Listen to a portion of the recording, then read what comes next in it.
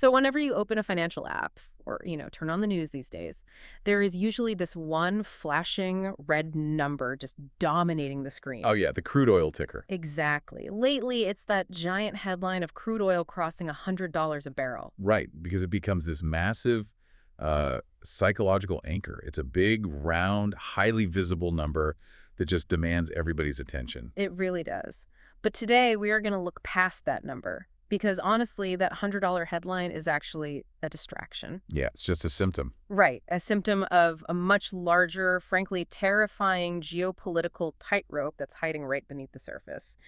So, welcome to the deep dive. We've got an incredibly timely piece of source material to unpack with you today. It's a really fascinating one. It is. It's an April 2026 newsletter article from Equity Decoded by Spirit, and it's titled India's Oil Trap. The Hormuz blockade is a far bigger crisis than anyone is admitting. And what the author of this newsletter does so well is they pull back the curtain on the actual physical mechanics of global energy. Like, we aren't just talking about a supply hiccup. No, not at all. This is a structural reordering of India's geopolitical position in the world. Before we really get into the weeds, though, I do want to make a quick note on how we approach this kind of thing. Yeah, that's important. Because the newsletter covers some highly sensitive moves by figures like, President Trump, the U.S. Navy, Iran, Russia.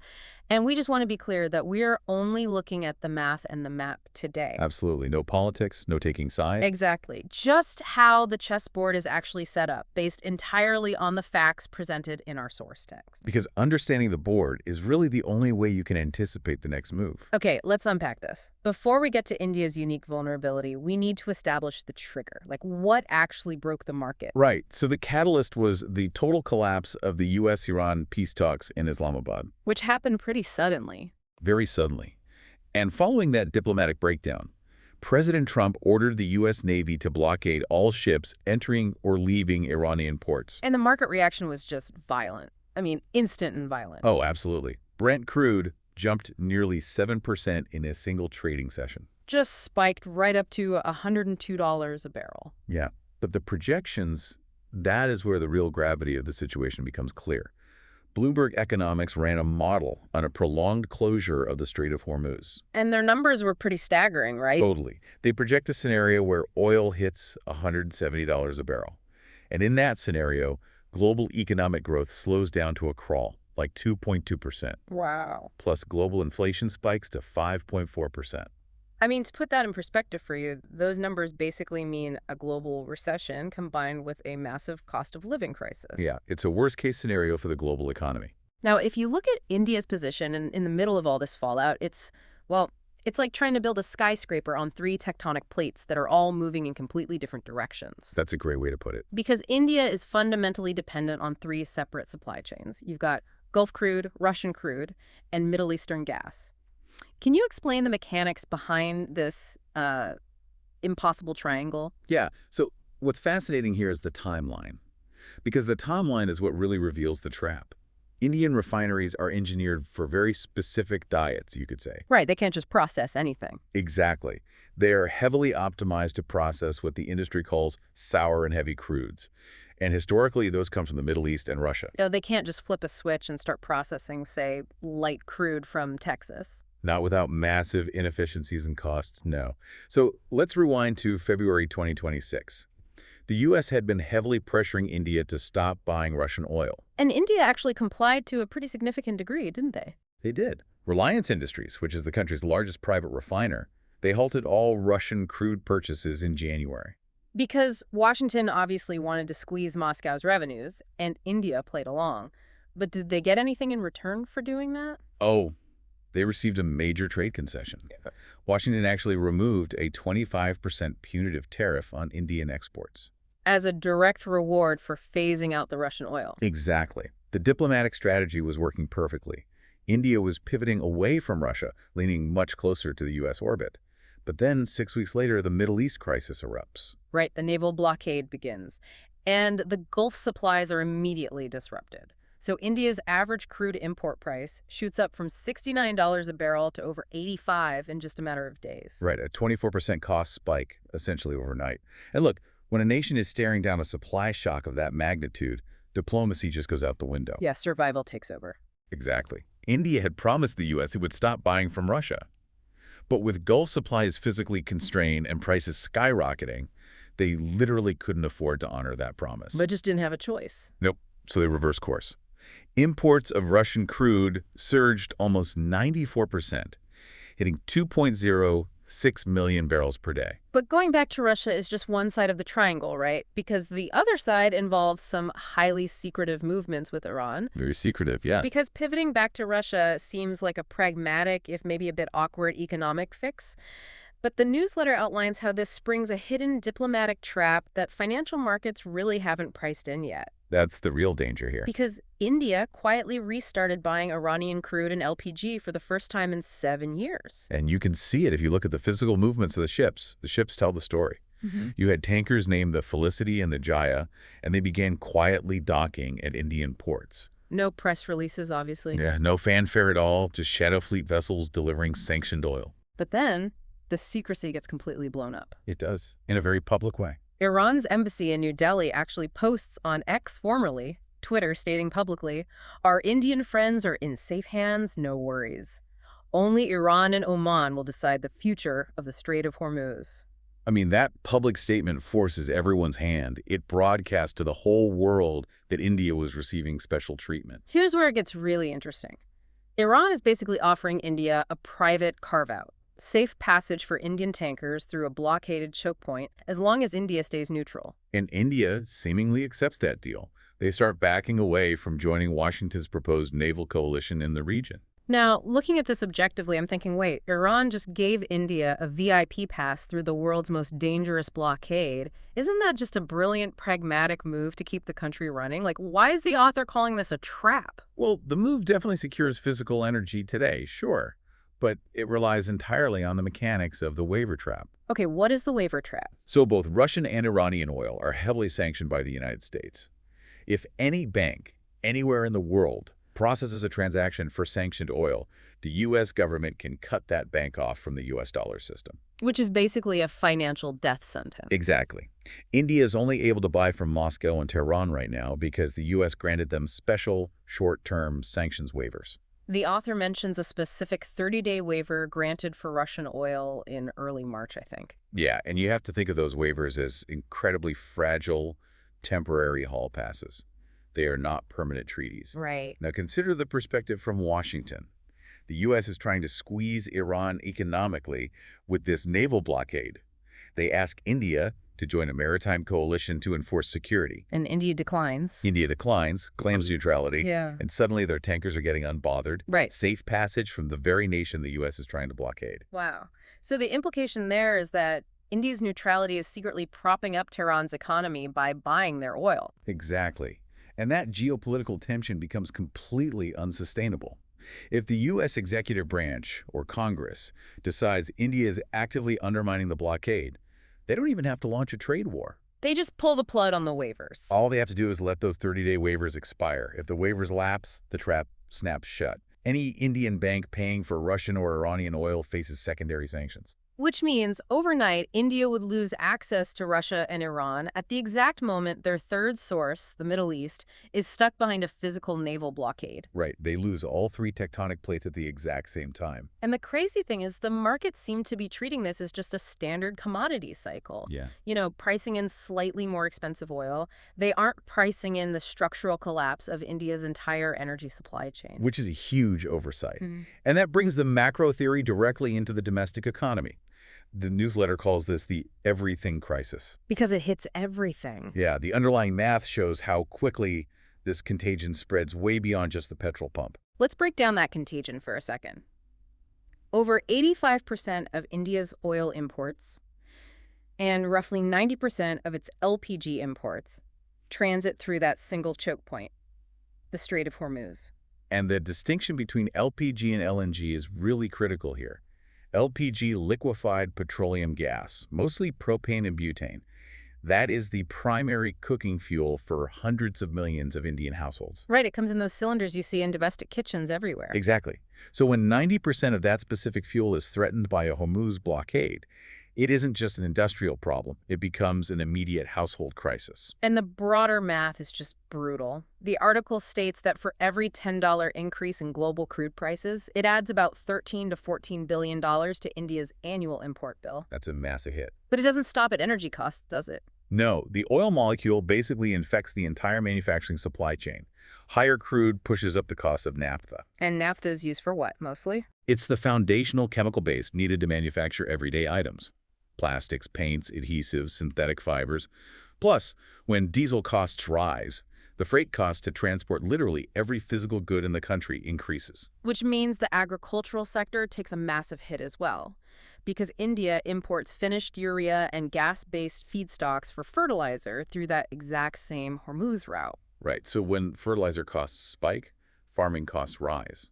That squeezes rural incomes. The government then faces immense political pressure to step in, of course. They have to subsidize it. They do. They balloon the national subsidy bill to artificially lower the price of cooking gas and fertilizer for citizens.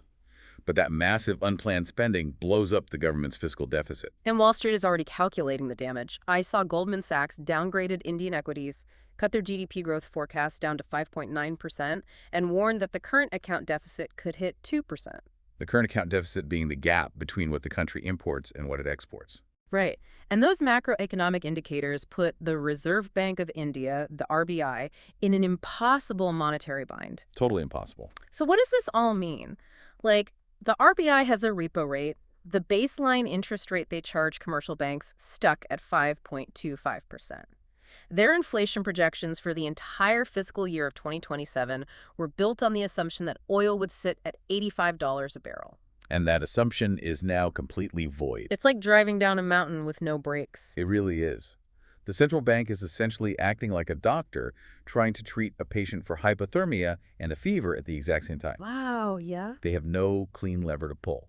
If they raise interest rates to cool down the inflation caused by $100+ oil, they choke off borrowing and kill economic growth. But if they cut rates... If they cut interest rates to stimulate growth, they fuel inflation further and crash the value of the rupee. And the falling rupee is where the math gets truly alarming.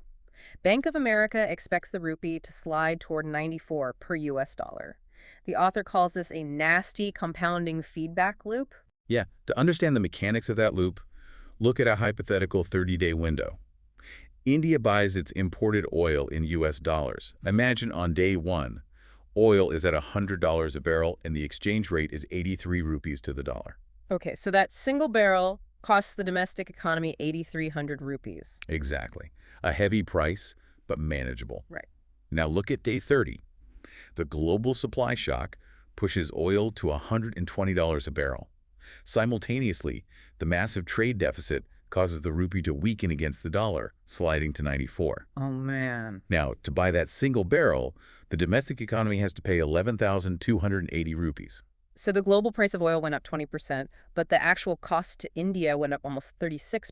You got it. You are paying a higher sticker price using a currency that is actively losing its purchasing power. It feeds on itself. So higher oil causes a worse trade deficit, which weakens the rupee further, making the next barrel of oil even more expensive, widening the deficit again. That is terrifying. And just as the economy is caught in that currency spiral, the newsletter points out a second, physical vulnerability. Because avoiding the Strait of Hormuz altogether doesn't even solve the problem, right? The alternative route has its own escalating risk. Right, the Red Sea route, specifically the Bab el-Mandeb Strait. The article flags that Iran has the strategic ability to activate Houthi rebel networks to disrupt commercial shipping in the Red Sea as a secondary negotiating lever. So if the Strait of Hormuz is blocked by the U.S. Navy, and the Red Sea alternative is under asymmetric attack by Houthi forces, you have a dual choke point disruption. Exactly. A total rerouting of global energy flows around the Cape of Good Hope, which adds weeks to transit times. And the hidden inflation in that scenario is just staggering. It's not just the underlying cost of the oil. It is the soaring daily freight rates for tankers, plus the massive war risk insurance premiums shipping companies are forced to pay to enter those waters. And all of those costs get passed directly onto the importer. Right. And here is the statistic that really exposes the danger. India's strategic petroleum reserves, like their emergency underground storage, only covers 5 to 6 weeks of domestic consumption. In a scenario where transit times around Africa add 3 to 4 weeks to a delivery, a 5-week strategic reserve is essentially zero margin for error. With only 5 to 6 weeks of reserves, aren't we basically flying without a parachute? Like if I am managing a portfolio or just a citizen trying to understand where the economy is headed over the next 6 months, what should I actually be looking out for? If we connect this to the bigger picture, the author lays out 3 distinct futures. Scenario A is the optimistic outcome. That's a rapid diplomatic fix in the Middle East where global crude pulls back under $90. Okay, best case scenario. Then there's Scenario B, which the market is currently ignoring. That's a prolonged Hormuz blockade, but Washington decides to renew India's sanctions waivers anyway. So the waivers hold. Right. In this scenario, oil hovers painfully between $100 and $120, steadily draining the economy without fully breaking it. And scenario C is the nightmare. Waivers lapse, both the Hormuz and Red Sea choke points are blockaded, and crude spikes to that $150 or $170 level Bloomberg modeled. That is the world where the rupee crashes past 95 and inflation tops 5%. So how do we know which one is happening? To determine which scenario is unfolding, the newsletter provides 5 specific signals to monitor. Number 1, U.S. waiver renewals. Do not just watch the oil ticker. You need to watch the rhetoric coming out of the U.S. Treasury and State Department. Because if those temporary waivers for Russian and Iranian oil aren't explicitly renewed, the trap snaps. Exactly. Number 2 is Houthi activity in the Red Sea. Any fresh escalation or missile strikes on tankers means the alternative route is dead. Got it. What's number 3? Number 3, watch the rupee's closing price. If it starts nearing that critical 94 per dollar mark, the compounding feedback loop is accelerating. Okay, that makes sense. Number 4, surprise RBI statements. If the central bank starts calling emergency meetings or issuing policy communications outside their regular schedule, institutional panic is setting in behind the scenes. Oh, yeah. Emergency monetary meetings are the ultimate red flag. Always. And the final signal, number 5, requires looking slightly deeper into the energy markets. You need to watch the gap between physical crude prices and paper futures. Wait, how does that gap actually indicate danger? Think of it like the difference between buying a concert ticket for a show 6 months from now versus trying to buy a ticket from a scalper 10 minutes before the band goes on stage. Okay. The paper futures market is basically speculators trading contracts for oil deliveries months in advance. But the physical market is what refiners are paying right now, today, to get an actual wet barrel of oil delivered to their port. Because their storage tanks are emptying and they need to keep the machines running today. Exactly. If you see physical barrels trading at a massive premium, say $140 or $150, while the paper futures market is lagging $20 behind, it tells you the real world, immediate supply tightness is severe. They're panicking.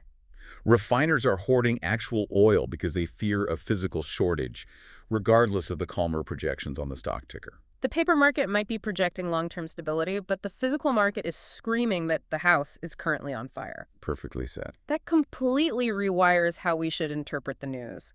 We started this deep dive focused on a single metric, the $100 oil headline.